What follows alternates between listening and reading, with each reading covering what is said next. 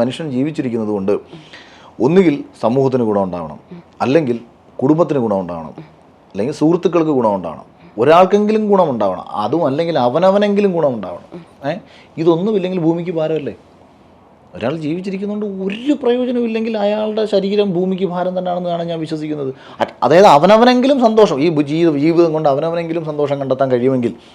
പക്ഷേ എന്നെ സംബന്ധിച്ച് നമ്മൾ അങ്ങനെ സഞ്ചരിച്ച ഒരാളായതുകൊണ്ടും അതായത് പലരുടെ മുന്നിലും വെല്ലുവിളിച്ചും ആകും എടുക്കും എന്നൊക്കെ പറഞ്ഞ് അന്നേരം അവരെല്ലാവരും നമ്മുടെ അടുത്ത് പറയും, ഇത് നിനക്ക് വേറെ പണിയില്ല, നീ നന്നായിട്ട് പഠിക്കുമായിരുന്നല്ലോ, നിനക്ക് ജോലിക്ക് വെക്കൂടെ, നിനക്ക് പണ്ട് PSC എഴുതി കിട്ടിയല്ലോ, നിനക്ക് ജോലിക്ക് വെക്കൂടെ, അല്ലെങ്കിൽ നിനക്ക് മെഡിക്കൽ റിപ്പോർട്ട് വർക്ക് ചെയ്തു നല്ല ശമ്പളം ഉണ്ടായിരുന്നു, നീ വിചാരിച്ചാൽ നല്ല ശമ്പളം കിട്ടും, അത് കിട്ടും, ഇത് കിട്ടും, അങ്ങനെ പലരും പറഞ്ഞ് നമ്മളെ ഉപദേശിച്ചുകൊണ്ട് ഈ ഉപദേശങ്ങൾ തള്ളിപ്പറഞ്ഞുകൊണ്ടിരിക്കുമ്പോൾ അവർ വിചാരിക്കുന്നത് അവർ വിജയിക്കണമെങ്കിൽ എന്ത് വേണം, ഞാൻ നശിക്കണം.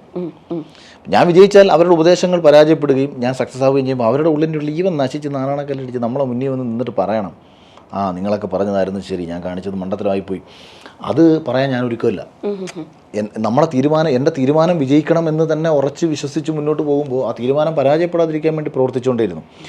വൺസ് പരാജയപ്പെട്ടാൽ പിന്നീട് ഇവരാരുടെ മുന്നിൽ പോയി അവരെ ഫേസ് ചെയ്യാനുള്ളൊരു ധൈര്യമൊന്നും ആ ധൈര്യം എനിക്കില്ലായിരുന്നു. ഓക്കെ, ഒരു ഘട്ടത്തിൽ ഇപ്പോൾ പറഞ്ഞ മാതിരി ഒരുപാട് ഉപദേശങ്ങൾ നമുക്ക് എല്ലാവർക്കും നമ്മുടെ ജീവിതത്തിൽ ഒരുപാട് ഉപദേശങ്ങൾ കിട്ടാറുണ്ട്. ഒരു പക്ഷേ ഉപദേശിക്കാനാണ് എല്ലാവർക്കും എളുപ്പമെന്ന് നമ്മൾ പറയാറുണ്ട്. അങ്ങനെ ജീവിതത്തിൽ കിട്ടിയ ഒരു ഉപയോഗവും ഇല്ല എന്ന് തോന്നിയിട്ടുള്ളൊരു ഉപദേശം എന്താണ്? അല്ല, ഉപദേശം ഒരു കാലത്ത് എനിക്ക് ഗുണപ്പെട്ടിട്ടില്ല, ഞാൻ സ്വീകരിക്കാറുമില്ല. ഒരു ലോകത്തെ ഏറ്റവും എളുപ്പമുള്ള പണി ഉപദേശിക്കലാണ്, ഏറ്റവും പ്രയാസമുള്ള പണി അത് പ്രാവർത്തികമാക്കലാണ്. അപ്പോൾ ഇത് ഈ ഉപദേശിക്കാൻ വരുന്നത് എനിക്ക് പൊതുവെ തീരെ താല്പര്യമുള്ള കാര്യം. ഇപ്പോഴും ചില ആൾക്കാർ ഉപദേശമൊക്കെ ആയിട്ട് എൻ്റെ അടുത്ത് വരും, എനിക്കത് ഇഷ്ടമല്ല. ഉപദേശിക്കുന്നതുകൊണ്ട് കുഴപ്പമില്ല. അതായത് ഞാൻ വിഷം തരുന്ന സമയത്ത്, എനിക്ക് ബുദ്ധിമുട്ട് അനുഭവിക്കുന്ന സമയത്ത് ഒരിക്കൽ ഒരു 10 രൂപ എടുത്ത് തന്നിട്ട് അല്ലെങ്കിൽ ആഹാരം മേടിച്ച് തന്നിട്ട് എന്നെ ഉപദേശിച്ചാൽ ഞാനത് കേൾക്കാൻ തയ്യാറാണ്. സംരക്ഷിക്കുന്നവന് മാത്രമേ ഉപദേശിക്കാനുള്ള. അതായത് ഇപ്പം ഞാൻ പറയാം, ഒരാൾ ഇത് ഞാൻ എൻ്റെ ഒരു സുഹൃത്തിനോട് തന്നെ ഒരിക്കൽ ഞാൻ പറഞ്ഞിട്ടുള്ളതാണ്. ഞാൻ ഭയങ്കര പ്രശ്നത്തിൽ കിടന്ന് വലയുന്ന സമയത്ത് എനിക്കൊരാളത് കടമൊക്കെ ചോദിക്കാൻ ബുദ്ധിമുട്ട്. എൻ്റെ ഏറ്റവും വളരെ ക്ലോസ് ഫ്രണ്ട്സിനോട് മാത്രമേ ഞാൻ സാമ്പത്തിക സഹായങ്ങൾ ചോദിക്കാറുള്ളൂ. മറ്റുള്ളവരെല്ലാവരും മുന്നിൽ നമുക്കൊരു പ്രശ്നങ്ങളും ഇല്ല എന്ന് കരുതി ജീവിക്കാൻ ഇഷ്ടപ്പെട്ടതുകൊണ്ട് തന്നെ പുതിയതായിട്ടൊക്കെ പരിചയപ്പെടുന്ന ആൾക്കാരുടെ അടുത്തൊന്നും ഞാൻ അങ്ങനെ പ്രശ്നങ്ങൾ പറയത്തില്ല. അപ്പോൾ അതിൽ ചില ആൾക്കാർ പുതിയതായിട്ട് നമ്മളെ ചില വീഡിയോസും മറ്റുമൊക്കെ കണ്ടിട്ട് നമ്മളെ ഭയങ്കരമായിട്ട് പ്രൊമോട്ട് ചെയ്ത് അതിൽ നീ ഭയങ്കര രക്ഷപ്പെടും കേട്ടോ, നീ അങ്ങനെ ഇങ്ങനെയാവും, നീ മിടുക്കനാണ് അതൊക്കെ പറഞ്ഞ് വരും. അപ്പോൾ അവർ നമുക്ക് പൂർണ്ണ സപ്പോർട്ടായിരിക്കും ആ സമയത്തൊക്കെ അവരുടെ സംസാരത്തിൽ. അപ്പോൾ നമ്മുടെ സാഹചര്യങ്ങൾ ഞാനിങ്ങനെ പറയും.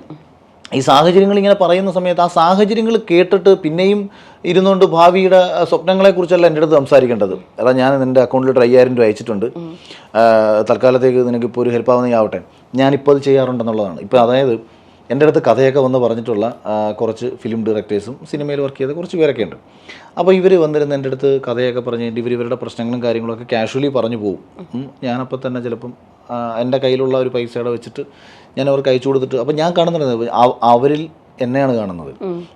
കാരണം ഞാൻ ആഗ്രഹിച്ചിട്ടുണ്ട് ആരെങ്കിലുമൊക്കെ അന്നത്തെ സമയത്ത് എനിക്കൊരു 2000 രൂപ തന്നിരുന്നെങ്കിൽ, ഒരു 5000 രൂപ തന്നിരുന്നെങ്കിൽ എന്ന് നമ്മൾ ആഗ്രഹിച്ച സമയത്ത് നമുക്കാരും തരാനില്ല. ഇവരാരും തന്നെ ഒരു പക്ഷേ നമ്മുടെ അടുത്ത് വന്ന് പറയുന്നത് അതിന് വേണ്ടിയിട്ടൊന്നും ആയിരിക്കത്തില്ല.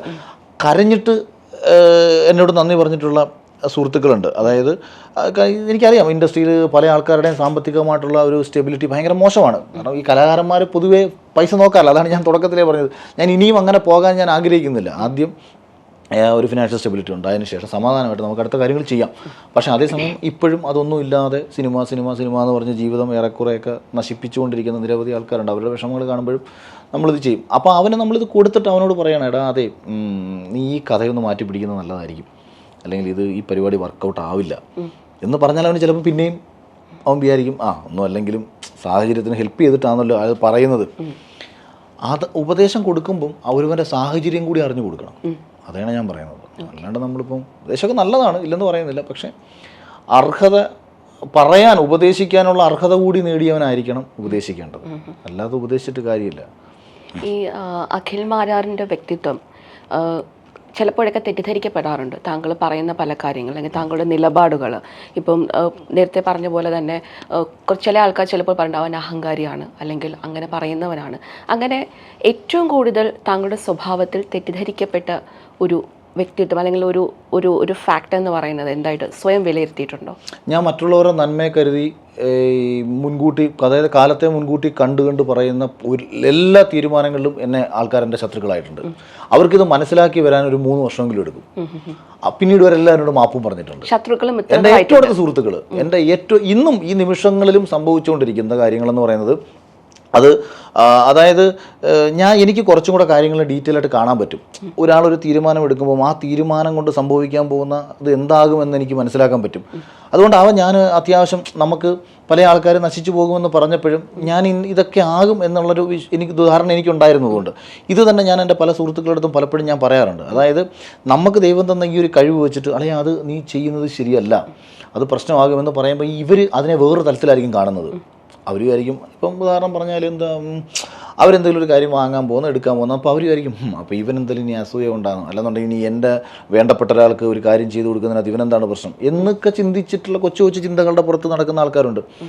ഞാൻ അത് ഞാൻ പറയുന്നത് അപ്പോഴും ഞാൻ ക്ലാരിറ്റിയോടുകൂടിയാണ് പറയുന്നത്. അതിൻ്റെ റിസൾട്ടാ ഇന്നത് ഇങ്ങനെ പറയും. ഈ ആൽക്കമിസ്റ്റ് പുസ്തകത്തിൽ ഈ പൗലോ കൊയ്ലോയുടെ പുസ്തകം ഉണ്ടല്ലോ, അതിനകത്ത് പറയുന്നുണ്ടല്ലോ, ഫാത്തിമയെ ഇപ്പോൾ കല്യാണം കഴിച്ചാൽ ആദ്യത്തെ ഒരു വർഷം നീ സന്തോഷത്തോടുകൂടി ജീവിക്കും, അത് കഴിഞ്ഞാൽ നിങ്ങൾക്കിടയിൽ അഭിപ്രായ വ്യത്യാസങ്ങൾ പതിയെ വന്നു തുടങ്ങും, മൂന്നാമത്തെ വർഷം ആകുമ്പോഴത്തേക്ക് നിൻ്റെ ലക്ഷ്യം നിന്നെ തേടിയെത്തും, അപ്പോൾ നിൻ്റെ ലക്ഷ്യത്തിന് തടസ്സം നിന്നത് ഫാത്തിമയാണെന്ന് നിനക്ക് തോന്നി തുടങ്ങുമ്പോൾ നിൻ്റെ ജീവിതം നശിപ്പിച്ചത് ഫാത്തിമയാണെന്ന് തോന്നും. അപ്പോൾ ആ സമയത്ത് ഇയാളിലെ കാര്യങ്ങളെ മുൻകൂട്ടി കാണാനുള്ള ശേഷിയുള്ളൊരു കഥാപാത്രമാണല്ലോ ഈ ഇതിലെ നായകൻ. അതുകൊണ്ടാണല്ലോ രാജാവിന് ഇയാൾ വേണ്ടപ്പെട്ടവനായി മാറുന്നത്.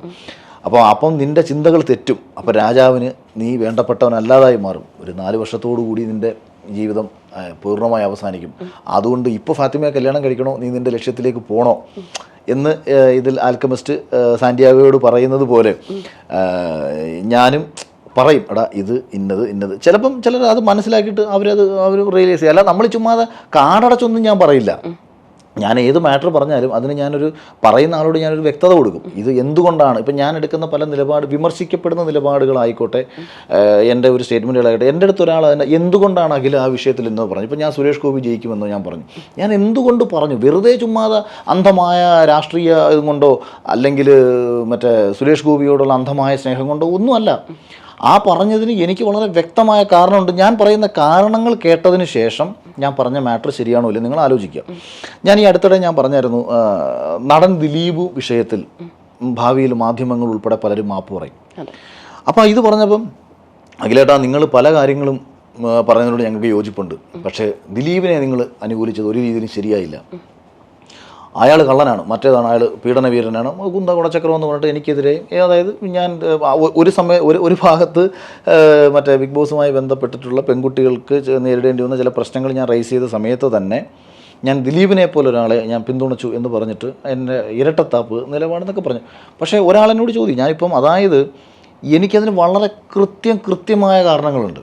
ഇപ്പം കോടതിയിലിരിക്കുന്ന കേസായതുകൊണ്ട് ഒരുപാട് ഡീറ്റെയിൽ ചെയ്തിപ്പം ഞാൻ പറയുന്നില്ലെങ്കിൽ പോലും എവിടെയാണ് ദിലീപ് പ്രേക്ഷകരുടെ മുന്നിൽ കുറ്റക്കാരനായത്?